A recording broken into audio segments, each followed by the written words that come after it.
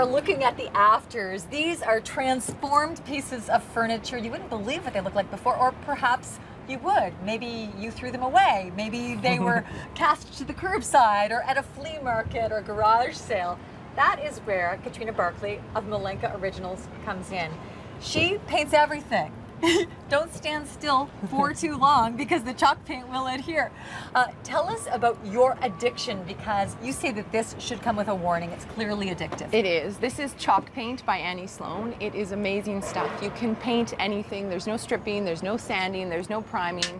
It creates these beautiful finishes that anybody can do. We had you on the program earlier in the year, and the reason you're back is I cannot tell you how many phone calls I fielded with people saying, tell me the name of that gal again who had the paint that you could put on glass, linoleum, metal, and so that's the magic of this, is it adheres to... It will adhere to just about anything. The surfaces I've painted, we'll get into some of those later, but it's amazing. Kitchen cupboards, we have a whole kitchen transformation to share with you in our next segment, but first you wanted to celebrate some of those people who have become very dedicated, addicted to chalk paint. Yes, I did. So their work, this is the work of...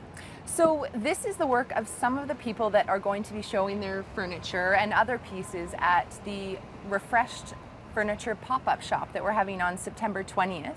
And it's sort of to also celebrate the second anniversary of the store, but also, like you said, it's to really, you know, support people that love this paint, that love it so much that they are now starting their own small businesses, painting and selling furniture. Which is fantastic. You say you have a lot of people, teachers, people who work for the government who are doing this as a bit of a sideline now. Absolutely. So all walks of life. There's stay-at-home moms. I have, there's some teachers. There's some ladies that are retired. People that they do this on the side. They do this on the side, selling the furniture often on Kijiji. And we're looking at some of the pieces right now, actually, and I think you're even astounded at some of their creativity. Absolutely. I am blown away by how creative people are, what they do with this paint. There's going to be over 100 pieces of furniture at this event for sale. This is just a very small selection. I've seen some of the pictures of the other things.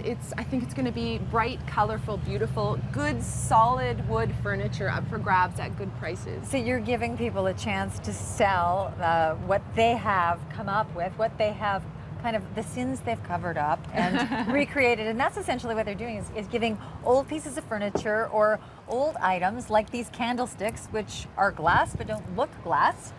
This is by Lisa at Recreated Design. Sorry, she beautiful job. These are glass candlesticks. So you're giving them all a chance to sell them. This table is beautiful with the sort of the Napoleonic look. Yeah, that's Pat Dickinson's table. She'll be there at the show with the decal, the bee decal on it.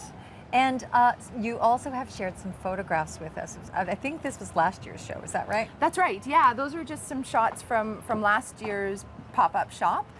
We only had about 12 vendors come with their furniture, and this year we have over 20. So like I said, it's going to be sort of bigger and better than last year's. We have a huge tent covering our parking lot, and everyone gets under there. Could you actually paint a picture for us with chalk paint of what these pieces looked like before? Oh, absolutely. I mean, these... this one I saw before because this was bought at the shop next to mine by a girl, Christina, who has a business, and she also works in my shop. This was just a fairly plain wood, pine, damaged piece. These ones, everyone has these French provincial ones that Erin here at Bluebird Upcycle did. Really dark brown, shiny before, but look, she's made it into a beautiful work of art. This is a mirror that a lot of people would have passed by, I'm sure, but Yval at Furniture Flashbacks did this. She gave it a funky new life with the English yellow, which is really fun, gave it a good punch.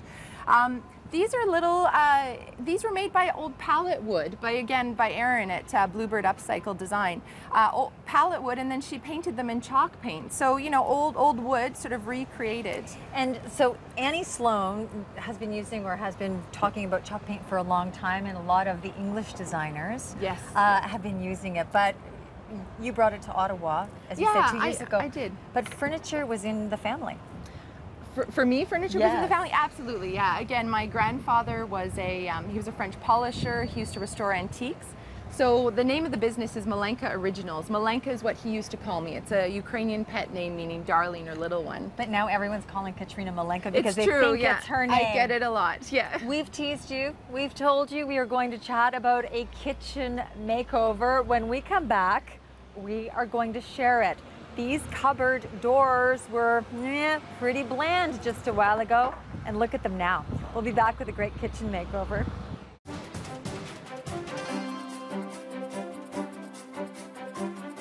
Let's go back to Leanne and Katrina with some great ideas about furniture. If you like funky furniture, if you like recycling, if you like reinvention, you need to know about Malenka Originals tent event, which is taking place on September 20th, when all of the people who've become chalk paint devotees or addicts get together to share ideas, I guess, mostly. Yeah, share ideas, look at each other's furniture, sell a few pieces, and also inspire other people who are going to come and look at all this beautiful furniture. Well, today we're inspiring people. In fact, we may make some people very, very happy when we share a kitchen renovation, the kitchen renovation you just did on your new home, which bottom line, all in, cost how much? Under $500. Thought that would catch your attention. If you had actually renovated, changed your cupboards, changed everything, you'd be looking at $20,000 probably for a kitchen renovation. Everyone wants to see the photographs then. So essentially you moved into a home and this was what was there. This is a very, very common looking kitchen. Yeah, absolutely. That some people have gotten a little tired of. Yeah, it's 30 years old. There's builder's oak cabinets that are now quite yellow. The linoleum floor is original and just was not my style, my family's style at all. It was quite, you know, more of a, I call it rustic, not really in a nice way now. So you thought it was dated, but when you looked at the home, you thought, I could fix this because... Yeah, absolutely, because I can paint everything. I knew I could paint those cupboards. I knew I could get new hardware, and I also decided to paint the floor. Let's talk about the process, because first of all, how many people hours? We didn't factor in labor. You didn't factor in your labor. But how much time did it actually take to paint the cupboards, paint the floor, paint the backsplash, the works? I think it would have been about between 10 and 15 hours. Wow. So not much at all, really. So it was a weekend project. You could do this in a weekend. All right, now tell us what you actually did. We're looking at cupboards now, and we can kind of get that up close and personal sense of creating kind of a patina or Exactly. Which ones would be the most representative of your cupboards? Well, mine would probably be close to something like this, but in gray instead. So mine were sort of close to this color.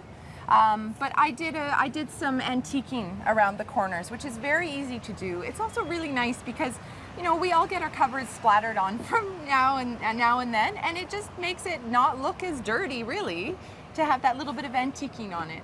So it's not just sort of one coat. You actually would tell us about the process of it. So I did 2 coats of paint on the cupboards, and one of the greatest things is I did not take the cupboards down. Yay. And I would say to people, don't go through that hassle. It's not necessary. Leave them up, paint them, open them up and paint the little trim on the inside. Very, very simple to do. So I painted 2 coats and then I waxed them. So I did a clear wax on top, and then I did an antiquing wax sort of in the crevices like this one has on it, just to give a little bit of definition and a little bit of antiquing as well, and just give them some depth and some personality. So that only, you know, we should do 2 coats of wax. It didn't take long at all. Now you work with this product all the time, so you know the nuances, the ins and outs. Is it forgiving? It's very forgiving. It's absolutely very easy to apply. It doesn't have any smell. It's 0 VOC. You can fix things very easily. And then the wax is what seals it, protects it, is going to stop it from getting damaged, is going to make it so that it can be cleaned and wiped. Cleaning and wiping a kitchen is so important. Yeah. Okay, other elements in the kitchen our viewers will want to know about. The linoleum floor. How long did you have to stay off the floor in order for it to dry? Barely any time at all. I'm so excited about this. This was a bit of an experiment because linoleum isn't something that a lot of people have talked about painting with Annie Sloan's chalk paint. I gave the floor a little bit of a sanding before I started, just to rough it up a little bit. And then I did 2 coats of paint. I did a mixture of different colors. It turned into a very nice sort of Scandinavian blue kind of color. And then I did Annie Sloan's lacquer on top, which is a water-based lacquer. You don't want to wax the floors, too slippery. So the lacquer will seal it, and it's making it, it's so strong. It's wearing well. It's wearing so well. I can't believe it. I have 2 small children. I have dropped countless knives and things on the floor by accident.